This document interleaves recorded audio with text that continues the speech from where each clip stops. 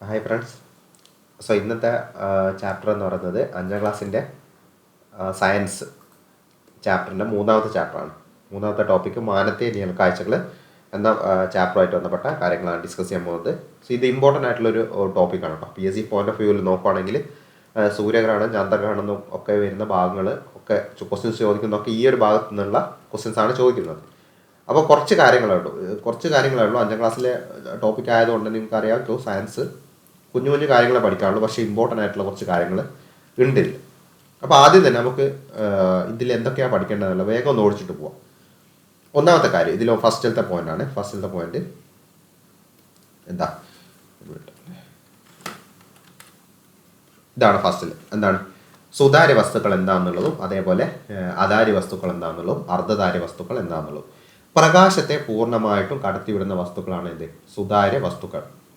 അതായത് പ്രകാശത്തെ പൂർണ്ണമായിട്ട് കടത്തിവിടണം. ഇപ്പോൾ നമുക്ക് ഒരു ഗ്ലാസ് അല്ലെ, ഒരു ഗ്ലാസിൻ്റെ ഉള്ളിൽ കൂടി പ്രകാശം കടന്നു പോകും. അല്ലെങ്കിൽ വേറെ എന്തെങ്കിലും അതേപോലുള്ള ഏതെങ്കിലും ഒബ്ജക്റ്റ് എടുക്കുകയാണെങ്കിൽ പ്രകാശത്തെ അത് പൂർണ്ണമായിട്ട് കടത്തിവിടുന്ന അങ്ങനെയുള്ള ഒബ്ജക്റ്റുകളെ പറയുന്ന പേരാണ് എന്ത്, സുതാര്യ വസ്തുക്കൾ അല്ലെങ്കിൽ ട്രാൻസ്പാരൻ്റ് ഒബ്ജക്ട്സ് എന്ന് പറയും. Transparent objects. ജലം ഒരു എക്സാമ്പിളാണ്. ജലത്തിൽ കൂടി പ്രകാശം കടന്നു പോകുമല്ലോ. പിന്നെ അടുത്തത് രണ്ടാമത്തെ, പ്രകാശത്തെ കടത്തിവിടാത്ത വസ്തുക്കളാണ് അതാര്യ വസ്തുക്കൾ അല്ലെങ്കിൽ ഒപാക് ഒബ്ജക്റ്റ് എന്ന് പറയും. എക്സാമ്പിൾ പറയുകയാണെങ്കിൽ എന്തൊക്കെ പറയാം, ഇഷ്ടംപോലെ എക്സാമ്പിൾ ഉണ്ട് അല്ലേ. അപ്പോൾ മരത്തടീൻ്റെ ഉള്ളിൽ കൂടി എന്ത് ചെയ്യില്ല, പ്രകാശം കടന്നു പോകില്ല. അപ്പോൾ ആ മരത്തടി എന്ന് പറയുന്നത് എന്താണ്, ഒരു അതാര്യ വസ്തുവാണ്. അപ്പോൾ പ്രകാശത്തെ കടത്തിവിടാത്ത വസ്തുക്കളെയാണ് അതാര്യ വസ്തുക്കൾ എന്ന് വിളിക്കുന്നത്, അല്ലെങ്കിൽ ഒപാക് ഒബ്ജക്ട്സ് എന്ന്. അടുത്ത മൂന്നാമത്തത്, പ്രകാശത്തെ ഭാഗികമായി കടത്തിവിടുന്ന, കുറച്ച് പ്രകാശം കടത്തിവിടും, ഫുള്ളായിട്ട് കടത്തിവിടില്ല. ആ ടൈപ്പ് ആ ടൈപ്പുള്ളതിന് പറയുന്നതാണ് ട്രാൻസ്ലുസെൻ്റ് അല്ലെങ്കിൽ അർദ്ധധാര്യ വസ്തുക്കൾ എന്നുള്ളത്. അപ്പോൾ ഇതിനുള്ള ഒരു എക്സാമ്പിൾ ഉണ്ട്, ഓയിൽ പേപ്പർ. അതൊന്ന് ഓർത്ത് വെക്കണം കേട്ടോ നിങ്ങൾ. ഓയിൽ പേപ്പർ എന്തിനുള്ള എക്സാമ്പിളാണെന്ന് ചിലപ്പോൾ ചോദിക്കും. അതായത് മെഴുകു പുരട്ടിയ പേപ്പർ അല്ലെങ്കിൽ എണ്ണ പുരണ്ട പേപ്പർ. അതിൽ കൂടെ കുറച്ച് പ്രകാശം കടന്നു പോകും, എല്ലാ പ്രകാശവും കടന്നു പോകില്ല, കുറച്ച് കടന്നു പോകും. അപ്പോൾ ആ ടൈപ്പ് ഒബ്ജക്ട്സ് ആണ് ഏത്, അർദ്ധധാര്യ വസ്തുക്കളെന്ന് പറയുന്നത്. അടുത്ത ഇതിൽ ജലം സുതാര്യ ദ്രാവകമാണെന്ന് അറിയാമല്ലോ. ഞാൻ പറഞ്ഞല്ലോ, ജലം ഒരു സുതാര്യ ദ്രാവകമാണ്, സുതാര്യ വസ്തുക്കളുടെ എക്സാമ്പിളാണ്. അത് ഓർത്ത് വെക്കണം. അവർ ഓൾറെഡി ഇങ്ങോട്ട് തന്നാണ്, അപ്പോൾ എന്തായാലും എന്ത് ചെയ്യണം, അത് ഒന്ന് ഓർത്ത് വെക്കണം. ഇനി അതാര്യ വസ്തുക്കൾക്ക് നിഴൽ ഉണ്ടാക്കാൻ കഴിയുമെന്ന വസ്തുത ഉപയോഗപ്പെടും. അതായത് അതാര്യ വസ്തുക്കളാണ് നിഴൽ ഉണ്ടാക്കുന്നത്. നിഴൽ എന്ന് വെച്ചാൽ എന്താ, നമ്മളെ പ്രകാശം അവിടെ കൂടി കടന്നു പോയിട്ടില്ലെങ്കിൽ, ഇപ്പോൾ നമ്മൾ നടക്കുമ്പോൾ ഒക്കെ നമ്മുടെ നിഴൽ മുമ്പിൽ വീഴാനുള്ള കാരണം എന്താ, നമ്മുടെ ശരീരത്തിൻ്റെ ഉള്ളിൽ കൂടി പ്രകാശം കടന്നു പോകാത്തത് കൊണ്ടാണല്ലോ. അപ്പോൾ അതാര്യ വസ്തു ആയതുകൊണ്ടാണ്, നമ്മുടെ ശരീരം അതാര്യ വസ്തു ആയതുകൊണ്ടാണ് നിഴൽ ഉണ്ടാകുന്നത്. അതായത് അതാര്യ വസ്തുക്കൾക്കാണ് എന്തുണ്ടാക്കാനുള്ള കഴിവുള്ളത്, നിഴൽ ഉണ്ടാക്കാനുള്ള കഴിവ്. അതായത് പ്രകാശം അവിടെ എത്തിപ്പെടാത്ത ഒരു അവസ്ഥയാണ് നിഴൽ എന്ന് പറയുന്നത്. അപ്പോൾ അതാര്യ വസ്തുക്കൾക്കാണ് നിഴൽ ഉണ്ടാക്കാൻ കഴിയുന്നതെല്ലാം എന്ത് ചെയ്യുക, അതൊന്ന് ഓർത്ത് നോക്കാം, ഇമ്പോർട്ടൻ്റ് ആണ്. പിന്നെ ഇവിടെ ഒരു ചെറിയ ഒരു കളിയുടെ കാര്യം പറയുന്നത്, നിഴൽ പാവക്കൂത്ത്. നിഴലുകളെ ഉപയോഗപ്പെടുത്തി നടത്തുന്ന ഒരു ദൃശ്യ കലാവിരുന്നാണ് നിഴൽ പാവക്കൂത്ത്. വലിയ ഇമ്പോർട്ടൻ്റ് ഒന്നുമില്ല, ജസ്റ്റ് ഒന്ന് പോയിന്റ് അവിടെ പറഞ്ഞതുകൊണ്ട് ഞാൻ എന്ത് ചെയ്താണ്, ഒന്ന് പറഞ്ഞതാണ്. ഇനി അടുത്തതാണ് ഇതിൽ ഏറ്റവും ഇമ്പോർട്ടൻ്റ് ആയിട്ടുള്ള ഭാഗം വരുന്നത്. അതിൽ ആദ്യത്തെയാണ് സൂര്യഗ്രഹണം അല്ലെങ്കിൽ സോളാർ എക്ലിപ്സ് എന്ന് പറയും.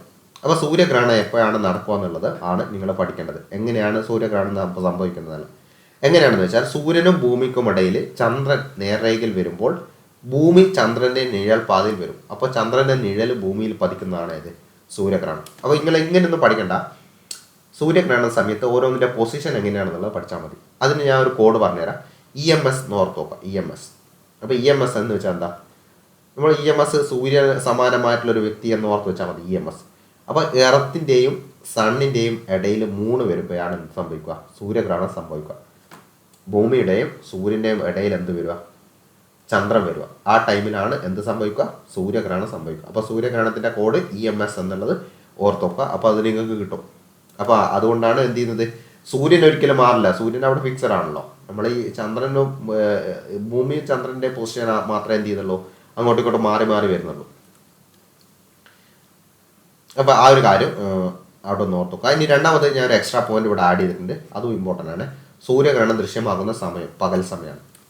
സൂര്യനുള്ളപ്പോഴാണ് സൂര്യഗ്രഹണം ഉണ്ടാവുക എന്നുള്ള ഓർത്ത് വെച്ചാൽ മതി. സൂര്യൻ നമ്മൾ കാണുന്ന എപ്പോഴാണ്, പകലല്ലേ. അപ്പോൾ പകലാണ് സൂര്യഗ്രഹണം ദൃശ്യമാകുന്നത് എന്നുള്ളത് എന്ത് ചെയ്യുക, ഇതൊന്ന് ഓർത്ത് നോക്കാം. അതാണ് ഇതിൽ പഠിക്കാനുള്ള, ആ രീതിയിലാണ് ക്വസ്റ്റ്യൻസ് ചോദിക്കാറുള്ളത് PSC. അങ്ങനെയാണ് ചന്ദ്രഗ്രഹണം അടുത്ത. അപ്പോൾ ചന്ദ്രഗ്രഹണം എന്നുള്ളത് എന്തായിരിക്കും, അതായത് സൂര്യനും ചന്ദ്രനും ഇടയിൽ ഭൂമിയുടെ സ്ഥാനം നേർരേഖയിൽ വന്നാൽ അത് ചന്ദ്രഗ്രഹണമാണ്. ആ സമയത്താണ് എന്ത് സംഭവിക്കും, ഭൂമിയുടെ നിഴലിൽ ചന്ദ്രൻ വരും. ആ സമയത്ത് ചന്ദ്രനെ കാണാൻ സാധിക്കില്ല. അപ്പോൾ ചന്ദ്രഗ്രഹണത്തിൻ്റെ കോഡ് എന്താണെന്ന് വെച്ചാൽ MES എന്നാണ്. MES. അപ്പോൾ ചന്ദ്രഗ്രഹണം MES എന്ന് ഓർത്തുക. MES എന്ന് വെച്ചാൽ എന്താ, സൂര്യൻ്റെയും സണ്ണിൻ്റെയും മൂണിൻ്റെയും ഇടയിൽ എന്ത് വരും, എർത്ത് വരും. സണ്ണിൻ്റെയും മൂണിൻ്റെയും ഇടയിൽ എർത്ത് വരും, MES. അതായത് സൂര്യൻ്റെയും ചന്ദ്രൻ്റെയും ഇടയിൽ ഭൂമി വരും. അപ്പോഴാണ് ചന്ദ്രഗ്രഹണം നടക്കുക. അത് നിങ്ങൾക്ക് MES എന്നുള്ള ഓർത്തൊക്കെ. എന്താ MES എന്നുള്ളത് മുസ്ലിം എഡ്യൂക്കേഷൻ സൊസൈറ്റി എന്ന് കേട്ടിട്ടുണ്ടാവും നിങ്ങൾ. ചന്ദ്രകല എന്ന് പറയുന്നതൊക്കെ മുസ്ലിം ലീഗിൻ്റെ ഒരു ചിഹ്നമാണ്. ആ രീതിയിൽ അത് രണ്ടൊന്ന് കണക്ട് ചെയ്താൽ മതി. അപ്പോൾ MES എന്നുള്ളത് ചന്ദ്രഗ്രഹണം നടക്കുമ്പോഴാണെന്നുള്ളത് അതും കിട്ടും. അപ്പോൾ ചന്ദ്രഗ്രഹണം നടക്കുന്ന ഏത് സമയത്തേക്കും, അപ്പോൾ രാത്രിയാണ് ചന്ദ്രഗ്രഹണം ദൃശ്യമാവട്ടെ. നമ്മളിപ്പോൾ ഇവിടെ പറഞ്ഞില്ലായിരുന്നോ, സൂര്യഗ്രഹണം ദൃശ്യമാകുന്ന സമയം പകൽ എന്നുള്ള പറഞ്ഞാൽ ചന്ദ്രഗ്രഹണം ദൃശ്യമാകുന്നത് രാത്രിയാണ്. ആ കാര്യം കൂടെ എന്ത് ചെയ്യുക, ഓർത്ത് നോക്കുക. പിന്നെ ഇവിടെ ഒരു സോഫ്റ്റ്വെയർ K-Star എന്ന സോഫ്റ്റ്വെയർ ഇതിന് നിങ്ങളെ സഹായിക്കും. K-Star എന്നുള്ള കുട്ടികൾ ഉപയോഗിക്കുന്ന ഒരു സോഫ്റ്റ്വെയർ ആണ് ഈ ആകാശ ദൃശ്യങ്ങളൊക്കെ കാണാൻ വേണ്ടിയിട്ട്. ജസ്റ്റ് ഒന്ന് ഓർത്ത് വെച്ചാൽ മതി. അപ്പോൾ അതാണ് ഇതിൽ ഇമ്പോർട്ടൻ്റ് ആയിട്ട് പഠിക്കേണ്ട സൂര്യഗ്രഹണം ചന്ദ്രഗ്രഹണം കേട്ടോ, ഏറ്റവും ഇമ്പോർട്ടൻ്റ് ആയിട്ട് പഠിക്കാനുള്ളത്. ഇനി അടുത്ത ഗ്രഹണം നിരീക്ഷണമായിട്ട് ബന്ധപ്പെട്ട് സൂര്യഗ്രഹണത്തെ ഫലപ്രദമായ സുരക്ഷാ മാർഗങ്ങളിലൂടെ മാത്രമേ എന്ത് ചെയ്യാൻ പറ്റൂ, നിരീക്ഷിക്കാം. ആ സൂര്യഗ്രഹണം സംഭവിക്കുമ്പോൾ നമ്മൾ നേരിട്ടിട്ട് എന്ത് ചെയ്യത്തെ, സൂര്യനെ നോക്കാൻ പാടില്ല. കുറേ ഹാംഫുൾ റേസ് ഡയറക്റ്റായിട്ട് നമ്മുടെ കണ്ണിലേക്ക് പതിക്കാനത് കാരണം. അപ്പോൾ ആ സമയത്ത് നോക്കേണ്ട എങ്ങനെയാണ്, ഇപ്പോൾ സൂര്യ ഫിൽറ്ററുകൾ ഉപയോഗിച്ചോ അല്ലെങ്കിൽ പ്രതിപതന രീതിയോ പ്രക്ഷേപണ രീതിയോ ഉപയോഗിച്ചോ സുരക്ഷിത മാർഗങ്ങളിലൂടെ മാത്രമേ എന്ത് ചെയ്യാൻ പറ്റൂ, മാത്രമേ സൂര്യഗ്രഹണത്തെ നിരീക്ഷിക്കാൻ പാടുള്ളൂ. ആ പോയിന്റ് ഒന്ന് ഓർത്തോക്കണേ, ജസ്റ്റ് ഓർത്ത് വെച്ചാൽ മതി. ഇനി സുരക്ഷിതമായ മാർഗങ്ങളിലൂടെ അല്ലാതെയുള്ള സൂര്യഗ്രഹണ നിരീക്ഷണം കണ്ണിന് എന്തായിരിക്കും, ഗുരുതരമായ പ്രശ്നങ്ങൾ ഉണ്ടാകും. അതെങ്ങനെയാണ് സുരക്ഷിതമല്ലാണ്ടാകുന്നത്? ഇപ്പോൾ ടെലസ്കോപ്പ് ആയി നോക്കുന്നതാണെങ്കിൽ സുരക്ഷിതമല്ല. കൂടുതൽ ഇതെന്ത് നമ്മുടെ കണ്ണിലേക്ക് വരുവാണ് ചെയ്യുന്നത്. അപ്പം ബൈനോക്കുലർ വഴി അത് സുരക്ഷിതമല്ല. അപ്പോൾ ടെലസ്കോപ്പും ബൈനോക്കുലർ എന്നീ ഉപകരണങ്ങളിലൂടെ സൂര്യനെ എന്ത് ചെയ്യരുത്, നോക്കാൻ പാടില്ല. എപ്പോൾ, സൂര്യഗ്രഹണം സമയത്തൊന്നും. അപ്പോൾ മുതിർന്നവരുടെ സഹായത്തോടെ മാത്രമേ സൂര്യഗ്രഹണം നിരീക്ഷിക്കാം. അപ്പോൾ ജസ്റ്റ് ഒന്ന് ഓർത്ത് നോക്കാം. അതിൽ ചോദിക്കാനുള്ള ചാൻസ് കുറവാണ്, എന്നാലും നിങ്ങൾ ഓർത്ത് നോക്കുന്നത്. അടുത്തത് പ്രകാശം കഴിഞ്ഞിട്ടോ, ചാപ്റ്റർ കഴിഞ്ഞ് ഒരു എക്സ്ട്രാ പോയിന്റ് ഇവിടെ വന്നപ്പോൾ ഞാൻ ഒന്ന് മാർക്ക് ചെയ്താണ്. പ്രകാശം നേർരേഖയിൽ സഞ്ചരിക്കുന്നു. അതൊന്ന് ഓർത്ത് നോക്കണേ. പ്രകാശം നേർരേഖയിൽ സഞ്ചരിക്കുന്നു. പ്രകാശം നേർരേഖയിൽ സഞ്ചരിക്കുന്നു. ആ പോയിന്റ് കൂടി ഒന്ന് ഓർത്ത് നോക്കാം. അപ്പോൾ ഇത്രയേ ഉള്ളൂ, കുഞ്ഞു ചാപ്റ്ററാണ്. 5ാം ക്ലാസ്സിലെ സയൻസ് ചാപ്റ്ററാണല്ലോ, നിങ്ങൾക്ക് അറിയാലോ. ഇനി അടുത്ത വിത്തിനുള്ളിലെ ജീവൻ എന്നുള്ള ചാപ്റ്ററാണ് വരുന്നത്. നമുക്ക് അതിൽ ഇമ്പോർട്ടൻ്റ് ആയിട്ടുള്ള പോയിന്റ്സ് എന്തൊക്കെയാണെന്നുള്ളത് അടുത്തൊരു ടോപ്പിക്കിൽ നോക്കാം. Okay, by.